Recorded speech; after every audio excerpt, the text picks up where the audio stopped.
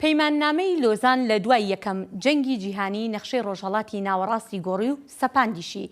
بەپێی ئەو نەخشە نوێیەی لۆزان کورد لە ڕۆژهەڵاتی ناوەڕاستان نەک هەر نەبوو خاوەنی دەوڵەت بەڵکو دابەشکرا. کورد لەو وڵاتانەی دابەش کرابوون بەسەریدا دەستیان کرد بە بەرگری لە خۆکردن لە پێناو مانەوەدا و 99 ساڵیش دوای لۆزان ئەو بەرگری لە خۆکردنە بەردەوامە.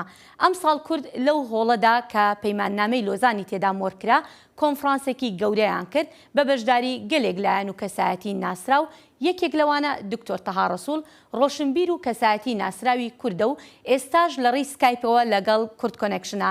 دکتۆر تەها سپاس بۆ ئامادەبوونت و ئەگەر دەکرێت بە کورتی پێمان بڵیت بەرەنجامی ئەم کۆنفرانسە چییە و چ کاریگەریەکشی دەبێت؟ باز بۆ جەنابتان کۆنگرەی لۆزان وەکو جەنابتان هێنامان 93 ساڵ و 3 ڕۆژ ئەمڕۆ بەسەر ئەو پەیمانە شومان تێب دەپەڕێت کە وڵاتە زلهێزەکانی وەک بەریتانیا، ئینگلیز، یۆنان ئیمزایان کرد و چەند دەوڵەتێکی تریش پشگیریان کرد. ئەو ڕۆژە کە ئیمزاکە کراواتە دەستکراوە بن بۆ ئەو گەلانەی کە لەو ناوچە دێن.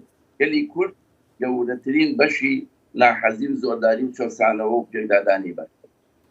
بەڵێ باشە دکتۆر لەگەڵ تێپەڕبوونی 99 ساڵدا بەسەر ئەم پەیماننامەیە کورد ئێستا لەکوێی هاوکێشە سیاسی جیهانیەکانە؟ کورد ئەمڕۆ معادلەیەکی بەهێزە. کورد ئەمڕۆ قۆناغێکی وای بڕیوە لە پەراوێزەوە بەرەو قوڵایی مێژوو بکەوێتە ڕێ. ئەمڕۆ ئێمە ئەو سەروەریە تۆمارەکەین کە خەوی و حەزی هەزارەها و ملیۆنها شەهید و قوربانیدان بە سەرکردایەتی شێخ سەعیدی پیلان کە یەکەم شۆڕشی ئەو قۆناغی دەست پێ کرد بۆ سەید ڕەزا و بۆ قازی محەممەد و شۆڕ ژێرانی سەرکردەکانی ترمان ئەو قۆناغە پێش ئاسوەیە بەدی دەکرێت کە کورد ئیتر بەرەو خۆرهەڵات بەرەو خۆرهەڵات بەرەو ئازادی بەرەو یەکسانی هەنگاو دەنێت. بەڵێ دکتۆر لەو کۆنفرانسەی کە خۆت لەوێ ئامادە بووی دەمەوێت بزانم زیاتر تیش خرایە سەر چی باسی چی کرا؟ لەوێانە خۆشبەختانە هەموو یەک دەنگ یەک ڕنگ یەک دەستا بڕیاری ئەوماندا کە کۆتایی بێنین بە خیانەت چونکە مێژوویەکی زۆری کورد مێژووی پاشخۆڵ و خیانەت بووە. یەکێتی نەتەوەی دروست بێت هەمومان بە یەک دەنگ بە یەک مەنگ بە یەک هەڵە پێشوازی بکەین یا سەردانی هەموو سەرکردەکان و هەموو وڵاتە زیندەکانی جیهان بکەین کە بڵێین میلەتێک کە 100 ساڵ پێش ئێستا 6 ملیۆن و ئێستا 60 ملیۆنە وەکو هەنار ئێمەیان بە چۆن ئەلکێشی بەدیوارێکە ئاوا پەرتەوازی هەموو جیهان بووین لەبەر ئەوە پێویستە ئەم میلەتە شایستەی خۆی بێت چونکە خەباتەکەی ڕەوایە کۆشەکەی حەقا بۆیە پێویستە ئەم میلەتە جێگەی خۆی بگرێنە ناو قوڵایی مێژووە وە سەروەریەک وەک سەروەریەکانی پێشوو تۆمارکار بۆ مرۆڤ بۆ مرۆڤایەت. بەڵێ باشە دکتۆر دەمەوێت بزانم بەڕای جەنابەت هیچ زەمینەیەک هەیە بۆ ئەو یەکێتیەی کە باسیەکەیت؟ بەڵێ خۆشبەختانە زەمینە هەیە. ئەگەر جەنابتان لەناو ئەو کۆبوونەوەی لۆزان بوونایە هەست دەکرد کە ئەو مرۆڤە قارەمانە کوردە سەربەرزانە لە ئیسلام و عەلەی و شەبەک و یەزید و مەندایی و ئەوانەی هەمومان ئەوی حەزەتی محەممەد و حەزەتی موسا و عیسامان دەهێنە کە بریتیە لە پەیامی ئاشتی یەکسانی کوردایەتی کە هەمومان بە یەک دەنگ هەنگاومان ئەنا بەرەو ئەوەی کەوا بە کوردستانێکی ئازاد سەربەخۆ یەکتان هەنگاو بنێ ئێمەش لەگەڵ گەرانی ناوچەکە گەرانی دنیا بەرەو سەرفرازی بۆ پێشەوە بڕۆین.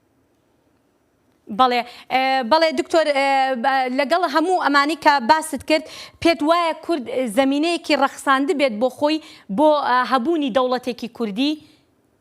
قوربان مەفهومی دەوڵەتی کوردی ئەگەر هەبێت ئێمە بە داسەوە بە شەوقەوە بەرەو ڕووی بێت چونکە لەو خۆناغەدا درێخیمان نەکرد لە قوربانیدان هەر سەیری کوردستانی باشوور کرد 4500 گوسوتا 32 دانە قەزا و ناحیە هیچ نەما 182,000 کەس ئەنفال کرا 10,000 بەرزانی بە ڕۆژ لەناو چوون ئەم سەروەت و سەعامەت تەنها باشوور ئەگەر سەیری کوردستانی باکوور تۆڵی زیلانەوە بیگرە حتا ئەمڕۆ کۆبانی سەروەت لە قوربانیدان اینجا ئەو قوربانیدانی کە لە ڕۆژهەڵات و لە وڵاتان لە بەشەکانی تری کوردستانە بەدی هاتووە و ئەمڕۆ لە کوردستانی باشوور لە ڕۆژاوای لە کوردستانی ڕۆژاوا سەروەریی گەورە کۆمارە هەمووی ئەمان پێشمەرگە بوون لە کۆبانی ئەمڕۆ خۆش وڵاتانی دنیا اعتراف بەوە دەکەن کە فعلەن میلەتی کورد میلەتێکی خارەمان و سەربەرزە دەبێ هەر بەر سەربەرزی بژی. بەڵێ دکتۆر تەها ڕەسوول زۆر سوپاس دەکەین کە لەگەڵماندا بووی لەم بەرنامەیەدا. یەکشت بەڵێ فەرموو. ساڵی داهاتوو ساڵی 100 ساڵەیە داوان لە هەموو کوردیەکەم لە هەر کوێیەکی دنیا هەیە ئەگەر نتوانێت یادی 100 ساڵە وەکو پێویست بکاتەوە بەڵام 100 دانەمەتر بەرەو پێشەوە بڕۆن کەوا ئەمە ڕەمزێک بێ بۆ ئەوەی کەوا ئێمە 100 ساڵان چەسینەوە بەڵام 100 ساڵە کۆڵ نادەین بەرەو تێکۆشان و خەبا دەڕۆین هەتاکو ئێمە ژۆکو میلەتانی دنیا سەربەرزی تۆمار بکەین و ئاڵای خۆمان لە کوردستانی خۆمانە ببینین و زۆر سوپاسیشتان. سپاس بۆ ئامادەبوونت.